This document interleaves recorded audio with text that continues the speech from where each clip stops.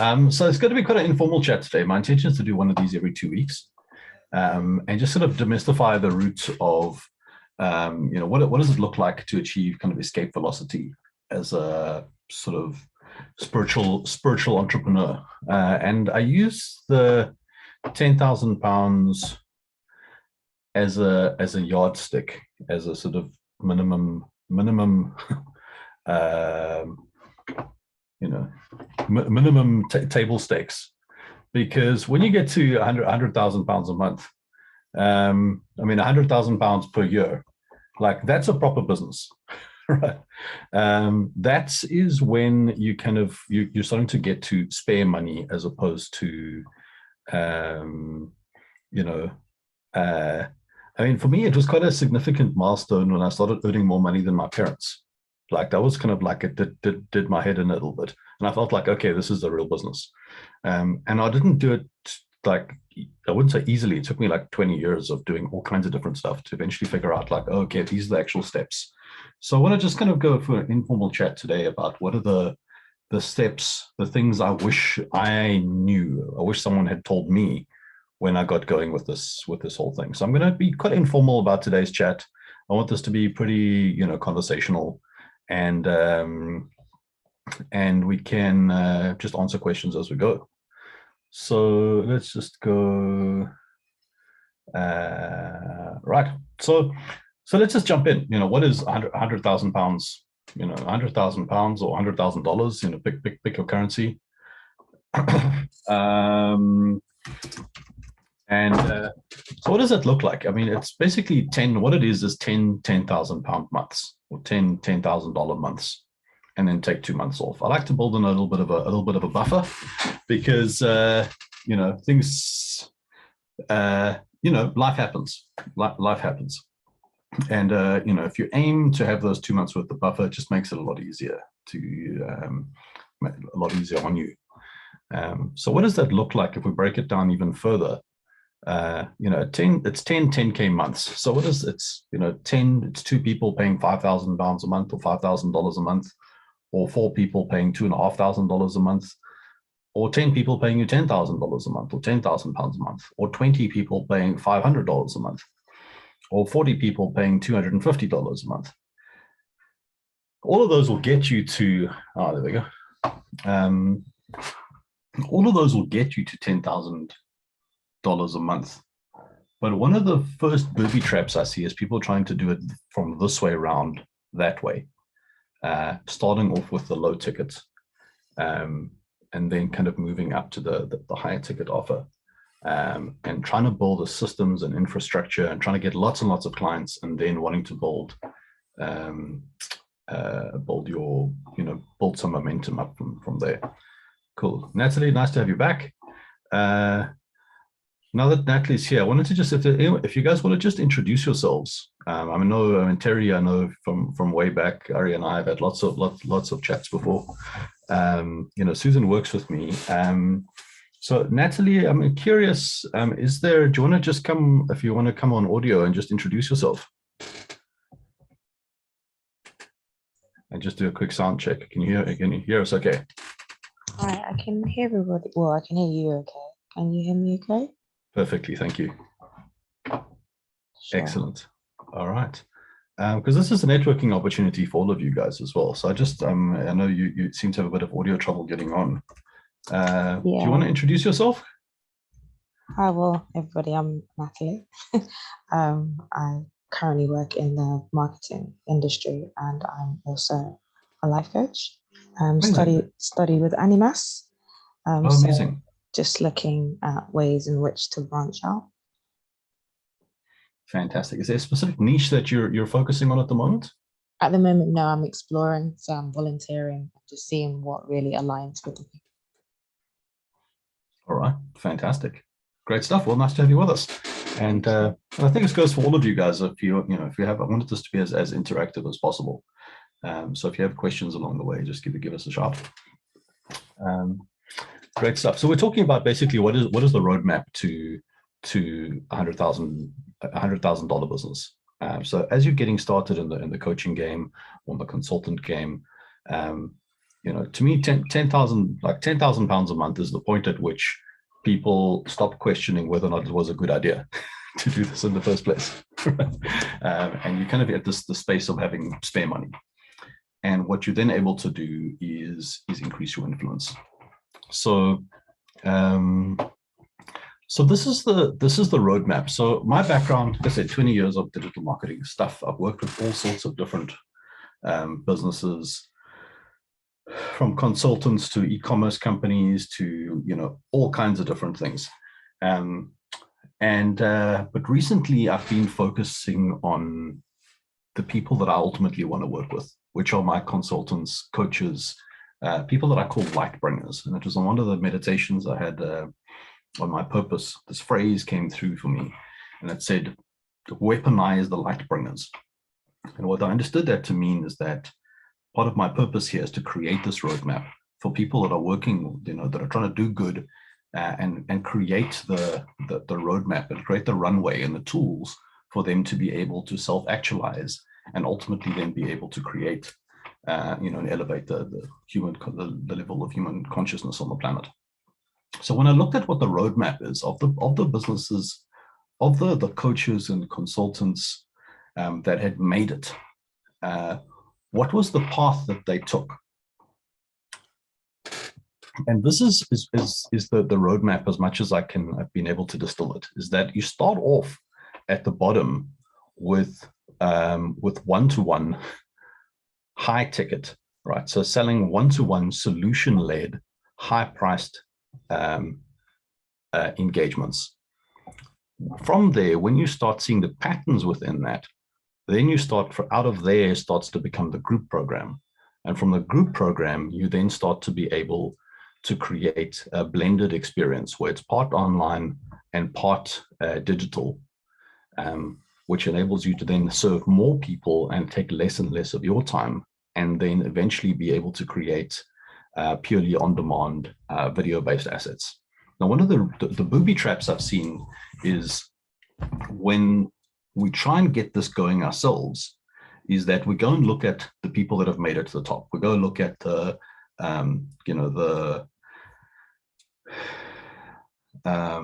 Brendan Burchards, the Tony Robbins of the world, and then go and then go and copy what they've got. And of course, what you're looking for them is you see these digital assets, these big sort of these ecosystems of digital stuff, and think that that's what we need to do in order to get started. But the roadmap to get started is actually completely upside down, right? It's to get started, start small, go slow, charge essentially as much as you can for the one-to-one coaching first. So that's mission number one. And then from there, once you see the common factors within that, how do we then accelerate that process? So that's what I've created. And I'm going to talk you through that today, sort of conversationally, is the Conscious Business Accelerator system. All right, is what is that the practical journey to start here, make some money, then influence, and then lastly, reclaim your time so that you're able to then expand your influence even further while still maintaining your state of mind. Okay. Good stuff. All right, just noticing there's somebody trying to get in here. Hold on a second.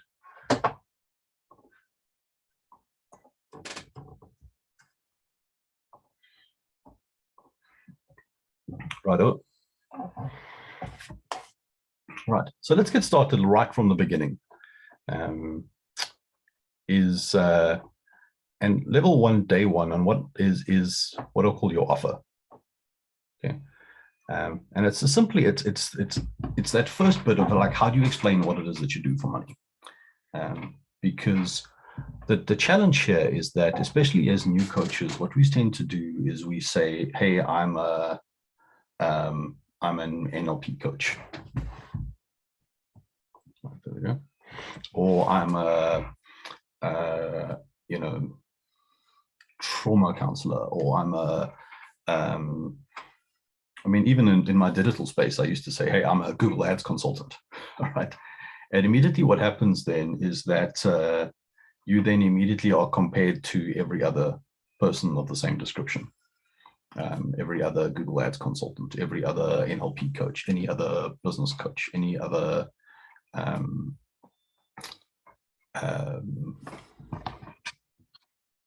digital marketing consultant. So the first thing to do, and I really wish I'd understood this early on in my journey, is understanding how to craft your offer. Okay, so the offer is simply how you explain what you do for money, and it has five different elements to this. When you're explaining to somebody, like, what is the transformation that you're offering? So let's just play with one of them for the moment, which is your ideal client. Okay, now I'm sure you guys have all heard this a million times, that you need to niche your offer, that the riches are in the niches. And oh, hey Marnell. That the riches are in the niches, and that your choosing your ideal client is like the first thing to do. So let's just do a quick experiment with this, because I'm sure you've heard this 100 times before, but let's do a little bit of a thought experiment here. And I really just want to really help you zone in on this. Is if I had to say to you, I've got a product over here, and it's for time management. Okay, and I'm selling a time management course. And over here, what I've got is a time management course, but it's only for busy professionals. If you compare the time management course and the time management course for busy professionals, did the amount of money that you would be prepared to pay for it go up or down?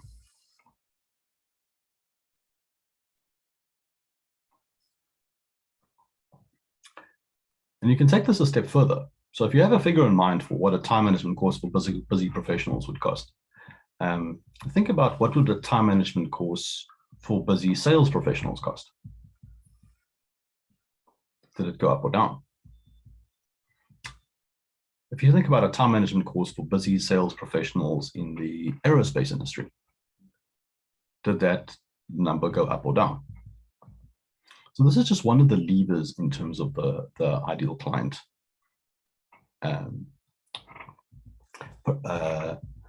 lever inside of your offer.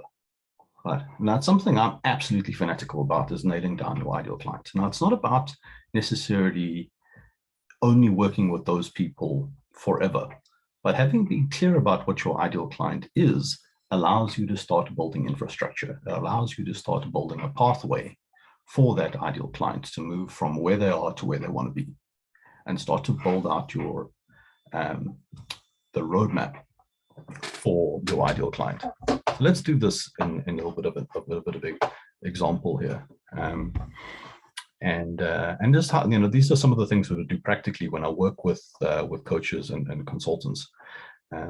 Is we look at, okay, what is your ideal client and what is their dream outcome, which is lever number 2, right? So of the people that you want to help, where are they and where do they want to be?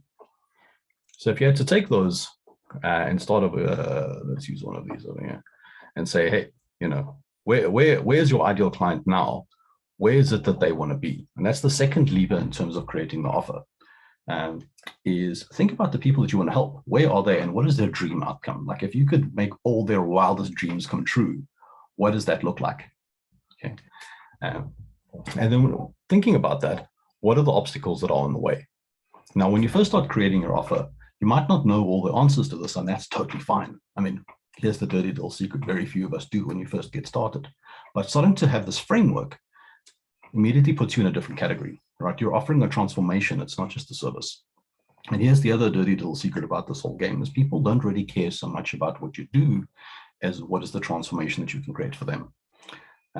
So, as a digital marketer, I used to love, like, oh yeah, I love doing my data and I love doing, spreadsheets and all sorts of things. But clients don't really care what that is. What they care about is what is on the other side of that. How do they make more money? How do they help more people? How do they be able to sleep at night? How do they be able to provide for their families? And a big transformation that I help with, with business owners is that they can have a system that generates business for them without them having to be the system. Okay, so how you have a stream of ideal clients coming to you so that you don't have to be the system. You don't have to do this with brute force. And starting to create the offer, all the other marketing stuff, all the Facebook ads and LinkedIn posting comes after that. It's understanding what are the raw materials and getting clear on this outcome first. Right. So when you start looking at your offer, what is your ideal client? What is the dream outcome you're offering them? And then what are the obstacles that they've got in the way? What are the kind of rocks on the path over there? Some people have told me these look like braid rolls. I'm authorized to tell you that these are not braid rolls, these are indeed rocks. Right. What are the rocks that people that they have in their way? And then you can label them. What are the obstacles? And you will know this from working with your specific clients. Once you start working with the same types of people, this starts to become a lot more clearer. So the next job then is to start labeling those problems and starting to think, what are the best ways of putting those in the right order, and what is the optimal order to solve these problems in. Once you've started to be clear about the order, you can then put your solutions in place. So using your specific modalities, your specific skill set. If you're using NLP, you might be using timeline therapy. If you're using hypnosis, you might be using hypnotic trance, or different applications of hypnotic trance or different sessions to be able to start identifying how do we start dealing with those underlying issues? What are the solutions that we put in place? And then once you've got the solutions in place, what are the outcomes that then happen at the other side of the solution? And those three elements start to become the framework for your offer. We don't have to have it 100% nailed down yet, but just starting to think about that, the beginning of the journey starts to open up the ability for you to increase radically how much you charge. Remember, we said your first thing to look at is out of the gates, how do we have those high value one-to-one consultations so that when you start closing deals, you are able to charge your worth, right? Charge your worth. So that is lesson one. We've already just looked at two levers here: ideal outcome, ideal client and dream outcome. The other factor is a little bit more require a little bit more detail, but you've started to see how we've used those. So for your ideal client, what is the time delay? How long does it take for them to get it? What is the perceived likelihood of success, and what is the effort and sacrifice required on their part in order to achieve this transformation? And to the extent that we're addressing those inside your offer creation, those then start to subconsciously affect the perception of value. Because later on in the process, you start to look at the solutions that you put in place. The default assumption is we want to put those, we think we're trading time for money, and it tends to be, your time and energy that is delivering the solution. But over time, as you start to see the patterns within these things, you can start to look at what are the different solutions you can put in place that actually require less and less of your time, but actually allow your clients to be able to experience the result even faster. So this allows you to ramp up the value even further without it actually taking up more of your time. Right. So those are the offer, and this is really under the building blocks over here is, kind of before you start climbing up the mountain, there's the thing that says if you're going to start chopping down a tree, start with sharpening your axe.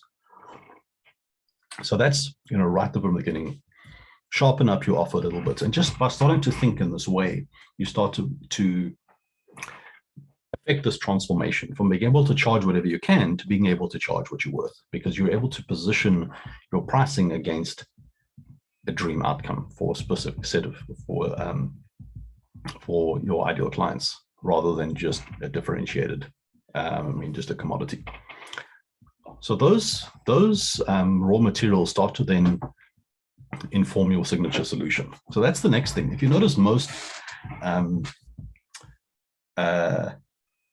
successful coaches don't just have a successful practice, but they have a methodology. right? So Simon Sinek, you might have heard of him, really respected author, thought leader, and purpose coach. And his entire solution is called Start With Why. There's a CEO coach that I work with in Silicon Valley, and his unique signature process is called the Genius Talent. And this signature solution, I remember that the day I was working with my coach, a guy called Finn Patrick, and I said to him, Finn, here's my problem. I'm not making enough money, right? And I'm working hard. I'm doing all stuff. I'm not making enough money. And he said, well, John, do you want me to coach you through the answer, or do you want me to just give you the answer? And I said, just give me the answer, Finn. And he said, you need an explanatory diagram. I was like, what? This made no sense. Like, explanatory diagram. And he said, yes, watch this. What you need to do is take the thing that this thing that you've done and put it into a diagram, put it into a picture that actually describes the journey. And humans love a 3x3 matrix. The law of 3 is kind of embedded into our brains. That if you look at photography, we have the rule of thirds. So having a 3x3 matrix, 9 steps in a process, it just sits very well inside the way like the way humans like to absorb information. And once you create this diagram, and we've already started to see the basics of this.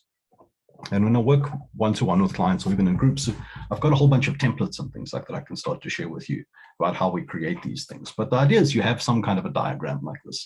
And then the income, and this is what Finn said to me, is that once you have your explanatory diagram, the amount of income that you earn is directly proportional to how many people you show the diagram to. Like, it really is that simple. So instead of saying, what do you do, and having to explain in words, you just pull up the diagram and say, well, this is what we do. And very much like I'm doing to you guys right now. What do? I run a conscious business accelerator, and I help, conscious business owners in the coaching and consultant space make their first £100,000 in 12 months or less. How do we do it? Well, let me explain. Right. But it's come from working one-to-one with literally hundreds of businesses to find out what is the optimal solution, the optimal order to share these things. And you notice I haven't said anything about social media yet. I haven't said anything about websites or any of this stuff. It's basic, very practical and tactical stuff to just get started with explaining what it is that you do and doing it in such a way that helps people go on a journey. What happens then, the transformation is you transform from being a commodity to being a specialist. Right. And instead of selling time by the hour, you're now selling programs. And remember, we're looking at that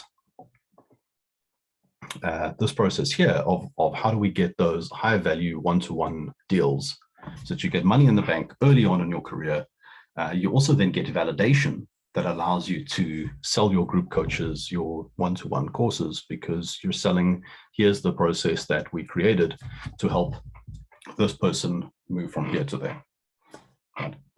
This high profile person that spent thousands of pounds or tens of thousands of pounds for this one-to-one engagement with you, you are then able to offer that at a cheaper rate because you've built a tool set that allows you to execute that. Okay. Cool. Any questions around this so far? I notice you guys are all on mute and you're all very quiet, and I'm like, is anyone still here? Any questions around that? Is this landing for you guys? All good. Good stuff, John. Fantastic. All right. Good stuff. I miss face-to-face because I really get a kick out of the feedback. And I'm like, yeah. But good stuff. No one's left yet. Hey, there's Ari. Amazing. Good stuff. Good to see you, Ari. And there's Mardell. All the way from South Africa. Amazing. Good stuff. All right. So that's milestone number 2. You created your signature solution, and you've seen. I mean, the first couple of times you do this, it doesn't need to be a big production, right? It can just be something really, really simple. Post-it notes and things like that. All right.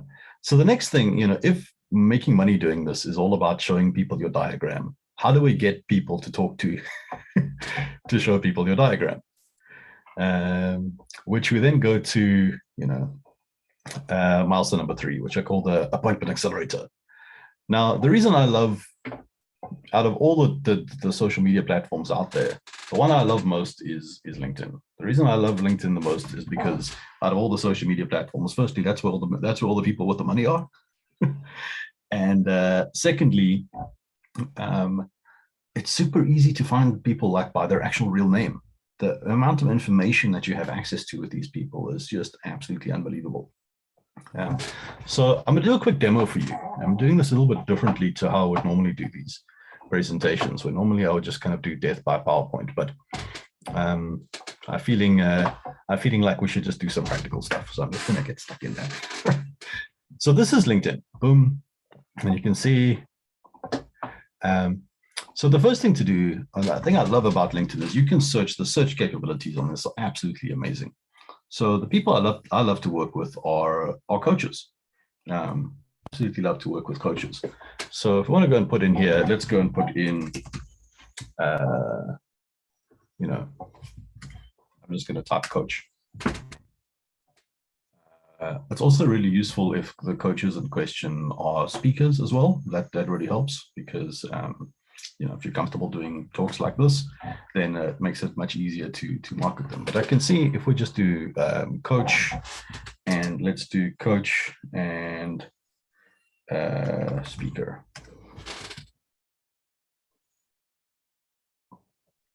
Right. What this is doing is it's actually searching all of LinkedIn.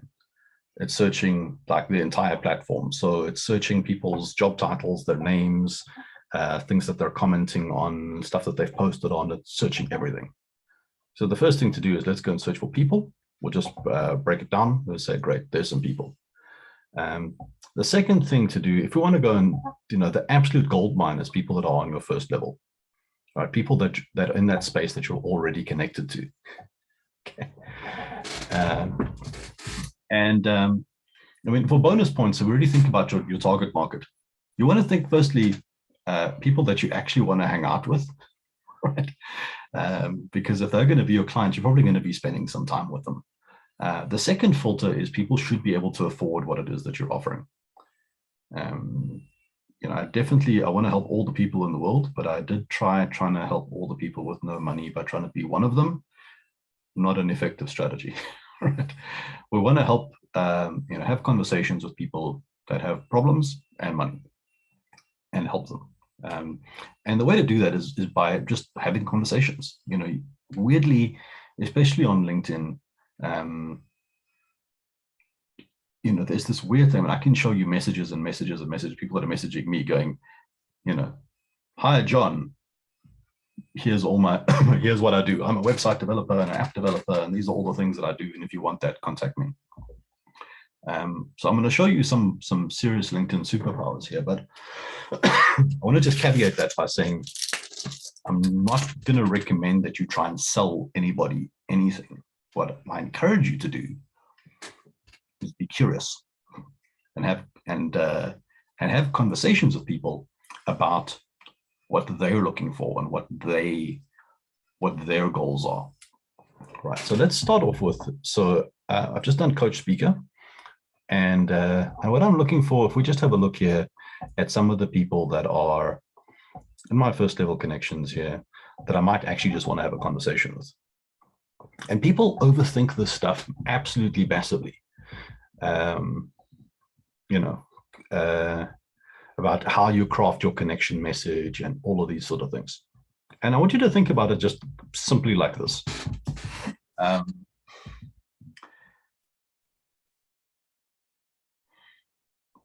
Let's imagine you're at a networking event, right? Remember when we used to do those face-to-face, and you'd have a pastry and a cup of coffee, and you'd meet at some hotel somewhere.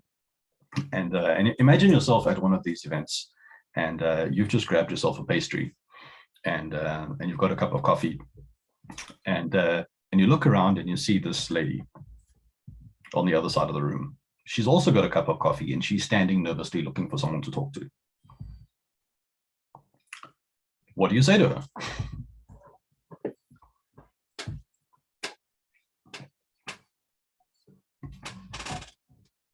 Cool. Just Mardell, unmute and say that again.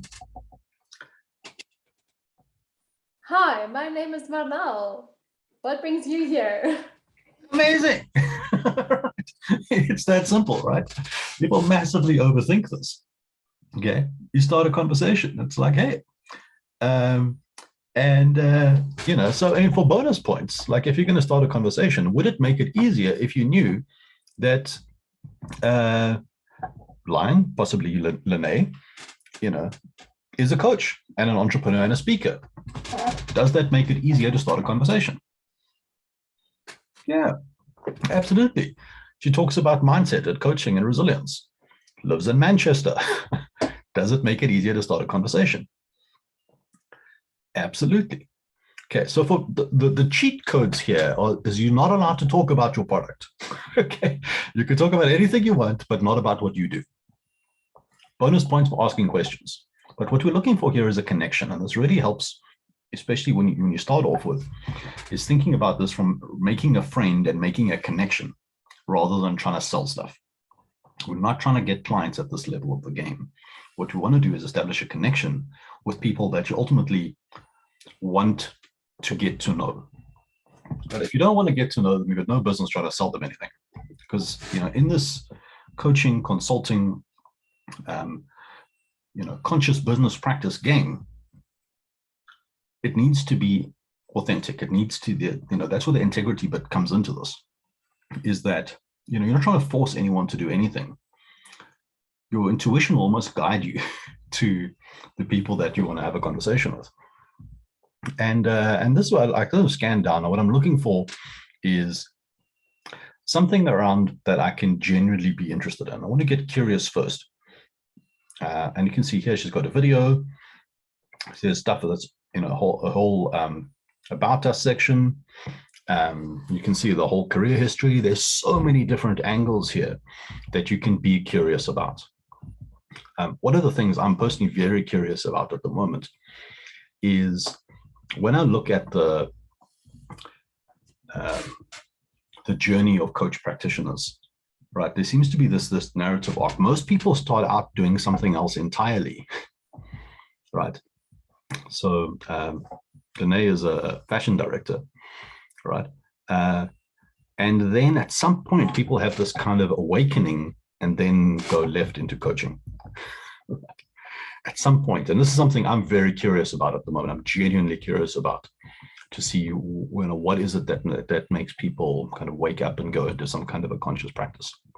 So that's just my personal curiosity, which I would use to start opening a conversation and finding out, what are the angles, and it's angles of that where I can start to use curiosity and become genuinely curious about who this person is.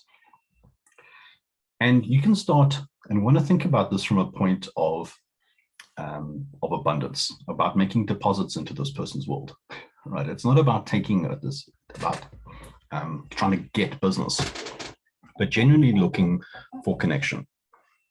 What is the, where are shared interests? Where can you put an emotional deposit? Now with LinkedIn, amazingly, you have so many opportunities for this. I'm going to give you one of them right now. Is if you just go to activity and go to all activity, and then go to posts, what you can see is everything that Alice has been sharing lately.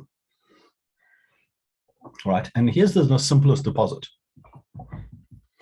All right, just like a post, like it is really that simple. It's not going to change your world, but if you guys have done, you've done any kind of posting or sharing stuff on LinkedIn or on social media, like it feels good when you get a like, right?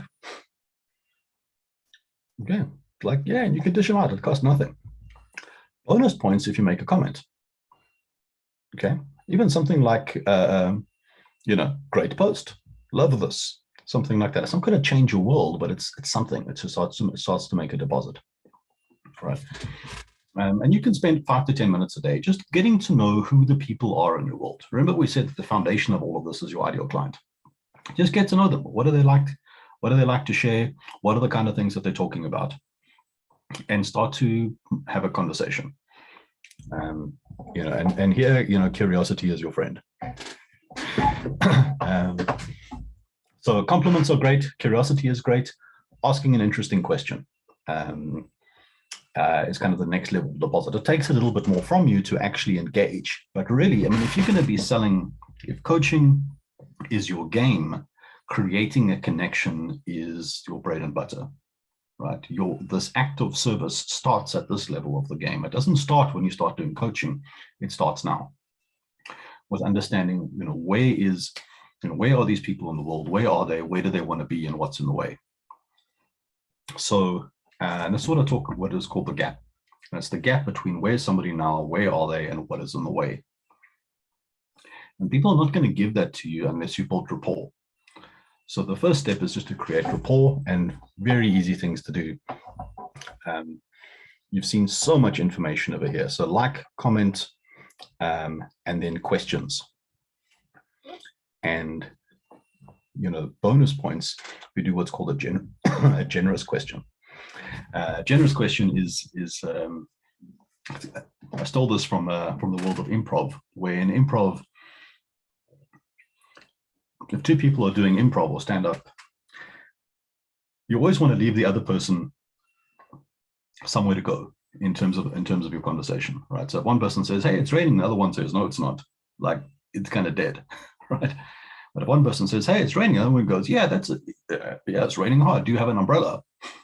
It becomes easy for then a conversation to start showing up. Now, everybody who's posting on social media ultimately wants engagement, right? They want some backwards and forwards. That is the thing that more than anything else drives visibility in the platform, right? So when you start asking and starting engaging in dialogue, this is a great way to start building that rapport and start to understand a little bit more about who they are and where they want to be and what's in the way. Asking questions, hey, how did this work? And you can see there's so much good information. Alice has got a podcast. I would most likely go and listen to that podcast episode. And if I listen to the podcast episode, go back to Alice and say, "Hey, I really enjoyed this podcast. What about if you had to do it left-handed? Or would this work the other way around?" So many great opportunities to be able to start a conversation. Now, starting the conversation, I'm trying to explain a lot of information here very quickly, but this is how we start to get appointments, is connections, conversations, and understanding the gap. Where are people now? Where do they want to be? And what's in the way? Once you start to get a little bit of get into a rhythm with this, that gap between where they are, where they want to be, and what's in the way starts to feed back into your offer. Okay, you can start to see, does this match? What you also then start to do is match your profile so that it starts to echo those back. Right, so let's just do a quick look at LinkedIn profile. And this is very, very short, compressed version of some much longer training that I would normally do. But essentially, when you look at your profile, the headline is probably the most important thing. And let's just look at this. Let's look at this in the wild. If you had to look at a LinkedIn feed, so here's my friend David Ho. You can see there's the picture, there's his name, and there's the headline.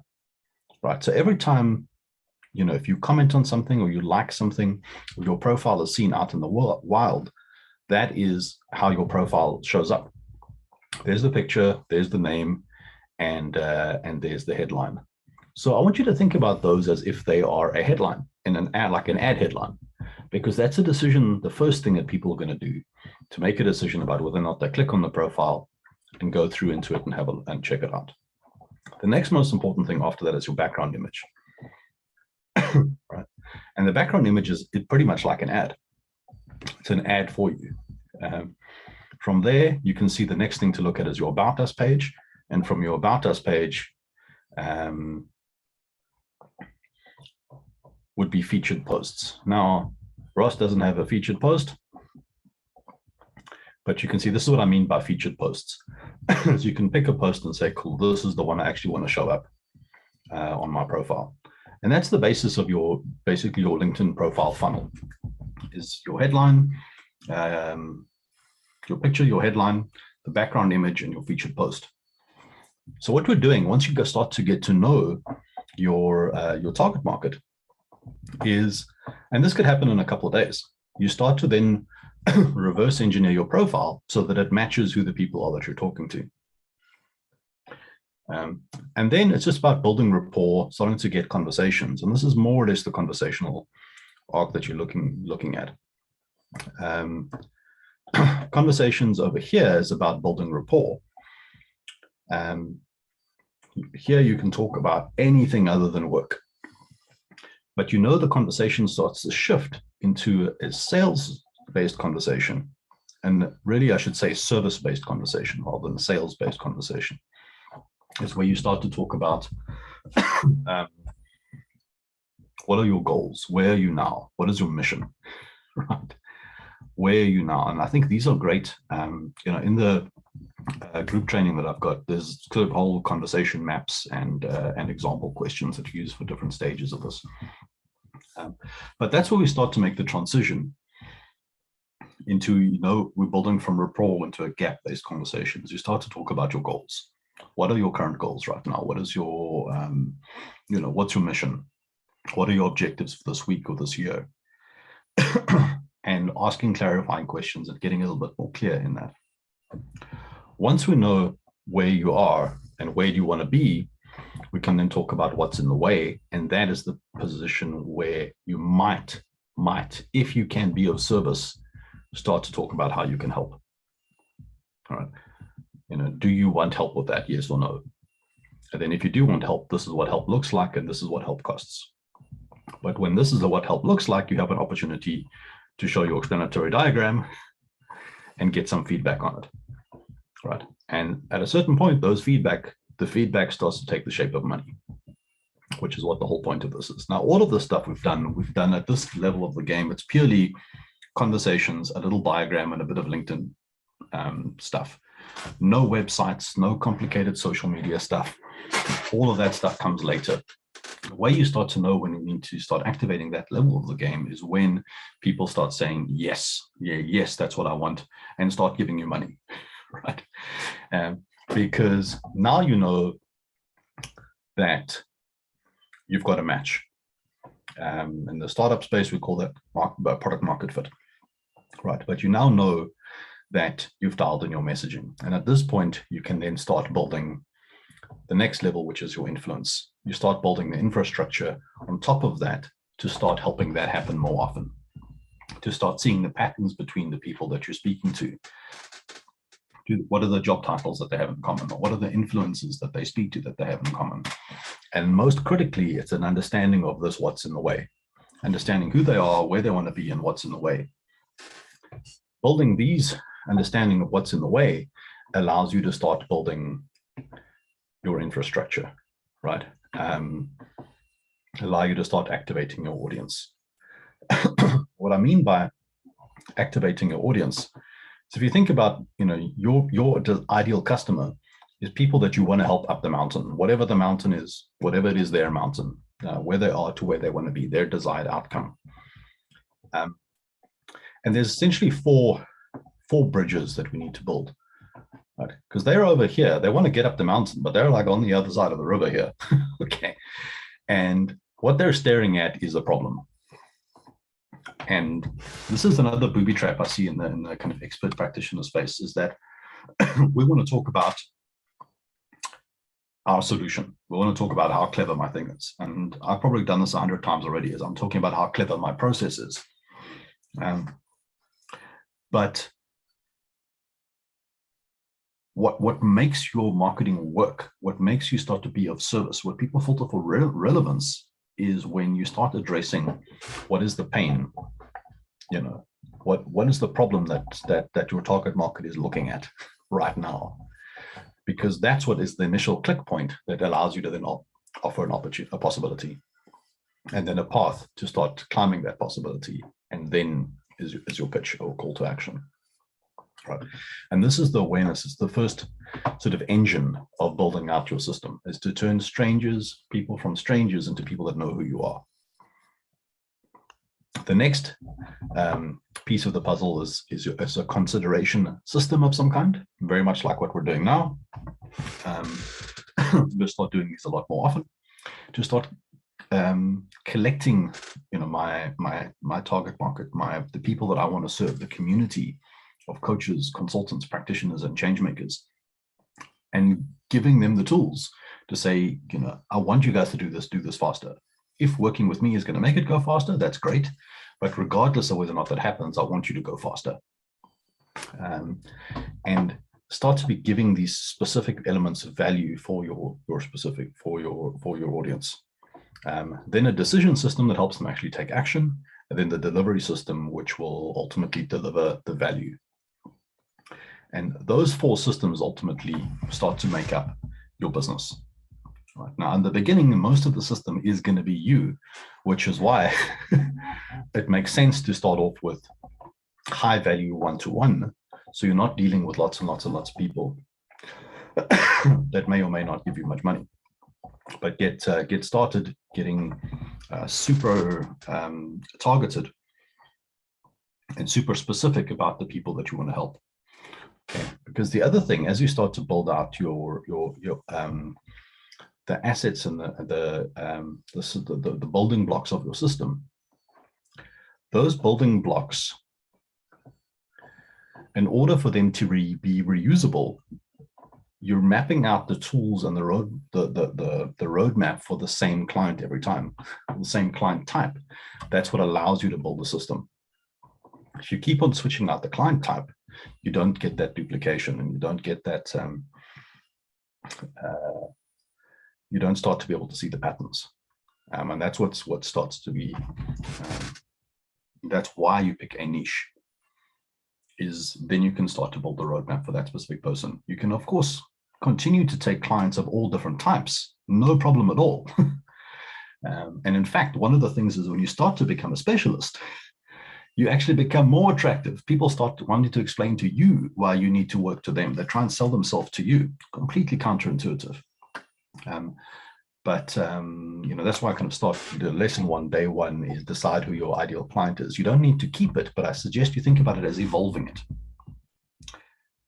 and getting deeper and deeper into that client and getting to know more about their hopes, dreams, and aspirations, and also specifically the challenges that are in front of them, so that you can continue to build, understand the challenges more clearly, and being able to articulate their pain to be able to create more powerful solutions, and then be able to execute those solutions at scale more and more. And that roadmap only really happens if you're consistent about who it is that you're helping. Right, so your audience activation at this point, what we're talking about is what's in the way. And that's what then becomes the front end of your social media platforms and your conversations, is because you're speaking to people about the problem that they're looking at right now, and from there enabling them to take the next step. Very easy to start posting on that, especially if you're doing these discovery calls fairly often. And that's what starts to happen then, as you start to become known as the specialist on that very specific problem. Next level up from that is when you start to assemble those into a masterclass and say, hey, can you do a 60-second talk or a 45-minute, a 60-minute talk or a 45-minute talk, where you talk about, in your mind, what is the best way for people that have problems like this, who want a solution like that, to be able to achieve that with a minimal amount of hassle. What is the dream outcome? What are the top 3 problems? What are the 3 epiphanies, and a call to action? As the basic building block of the masterclass. As you start to get some comfort with that, obviously you can mix it up. But having webinars and having masterclasses like this, really powerful way. Firstly, to organize, to sharpen your own message, because the more you explain the framework, the better you get at it. But secondly, when you're doing presentations like this, people come to you. It's great. You create an event, invite some people, some of them show up, Some of them don't, that's great, but everybody who's on the RSVP list is somebody that I will follow up with. Or while I've been sitting here, I've had messages from people that aren't even here that are saying, oh, I'm so sorry I missed that. Are you going to do it again? Right. And I've probably got more business from people that have never showed up to any of my masterclasses than people that have actually been on them. But it's the act of doing it that puts you in a different elevated position. For this one that's been this week, there's probably 10,000 people that know I've done it. Right, which is like really great. And it puts you in that different category. Also, when you're doing your masterclasses, every time you do it, you can record it. It becomes then an asset that you can use to build out your marketing system. Right, and the next level up from that is when you start to look at partner power and going, now that you've created these reusable assets, they then start to become useful for other aligned people that are potentially also incentivized to help you succeed on your mission. So I'm at the moment really interested in forming partnerships with other places that create coaches that are also incentivized to help people succeed and help that want their coaches to succeed. So something, a lot of energy and part of my outreach is reaching out to people that might be able to do that and be in a position to facilitate those introductions. But a large part of it is just showing up and wanting to be of service, and the right people will arrive. And from there, the next level, and this is kind of the exciting bit for me, is the past few weeks have been really exciting in terms of being able to build the systems then on top of that, so that once you know what to build, you know who it is that you're speaking to on LinkedIn, you know how to initiate a conversation, you know the kind of conversations that we want to have. You know, hey, I can do a masterclass, but I want to start doing them more often, and the admin starts to become a little bit of hassle factor. You start to then, at that point, build your systems and processes in place so that you have automated systems that are enabled to support you to be able to do this more at scale, not to replace you, but to remove the repetitive elements of this whole process, so that you can focus more and more on the highest value delivery and the highest value actions for you, which might well be one-to-one coaching, it might be leading group coaches, group coaching programs, but also what it allows you to do is to start to build, in terms of influence, be able to start bringing people into your world that that allows them to escape from the system. I mean, one of the most awesome things that I found running a business is that I can create a space, like a workspace, that I wish I had. I mean, there's only 2 people in my team at the moment, but I mean, it's freaking awesome that we get to start creating the space. We're like, okay, well, we have all the rules. And, so when you start off on this coaching game, it's about, homeostasis, and what the first horizon is making sure you can make enough money to look after yourself and make sure that you validate the trust that the other people in your world had in you when you took this leap. Then it's about creating impact and saying, okay, great. It's like the in the airplane where, when the air pressure drops, you put the mask over your own head, and then before you worry about putting the mask on other people's heads. Oh, all right. I've been so focused on chatting to people. There's been people in the room that I've actually forgotten.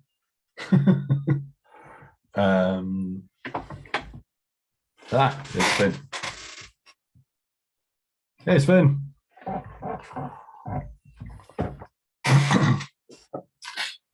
So yeah, that's the next summit. Is supposed to be able to create your own space and start to create your own kind of environment and jack up the people out of the matrix. So, hey Sven, how you doing, mate? Hi, good. Yeah, sorry, the microphone was off. Do you need? I'll put my video on. Good stuff. How you doing, man?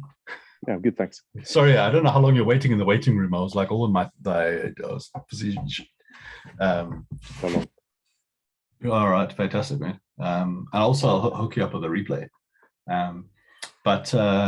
Yeah, basically I was just explaining the the basic roadmap to 100K business for conscious consultants, coaches, and change makers.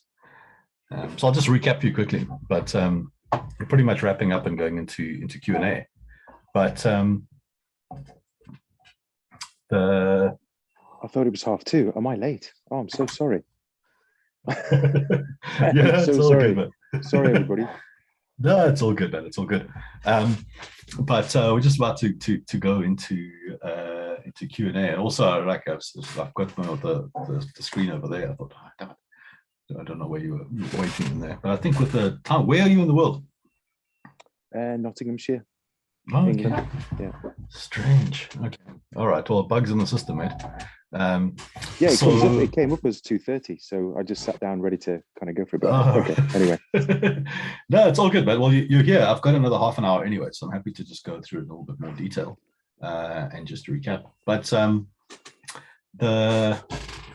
this is the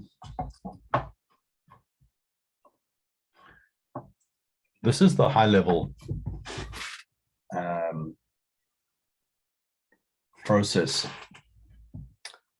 Of course, now it's all super slow, but this is basically the evolution of a 100K business. So, you know, I mean, 100K business is basically 10,000 pound months. Right? Take 2 months off. Okay. And how do you get there? I mean, is it two people paying 5,000 pounds a month?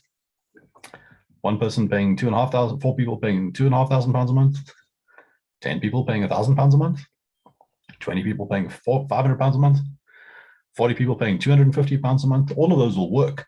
But I suggest that that's actually the order that we do it in, is that you start off with high value one-to-one clients. And once you start seeing the patterns within those, you roll that into your groups, and that and then into your blended programs, and from there into your on-demand programs. And what I was busy highlighting is, what is the detail on that? What does that actually look like in terms of how do you structure your first offer? Where do you get those people to talk to? And how do you do it in such a way that initially it takes as little amount of hassle factor as possible, so that you can actually scale, you know, with some sort of sanity. Because one of the things I've noticed we tend to do is that we tend to go, okay, cool, I want to start my coaching empire. You go and look at other coaches that have got a complete ecosystem, like a Tony Robbins or a Brendan Burchard, and they've got this complete ecosystem that's already got, you know, all these digital assets and all of these things, and think we need to start there with creating the low volume. We talk about your ascension model, right? When you do your coaching programs, oh, you need to have a low ticket thing, and then you tell that into a higher ticket thing, and then tell it into a higher ticket thing. Whereas if you go back into how they started, you know, you don't build it that way the first time. They actually started the other way, is high ticket one-to-one. And that's what then gives you the building blocks to then build your group programs. And then from your group programs, you then take the digital assets from those and roll those out onto the front end of your digital systems.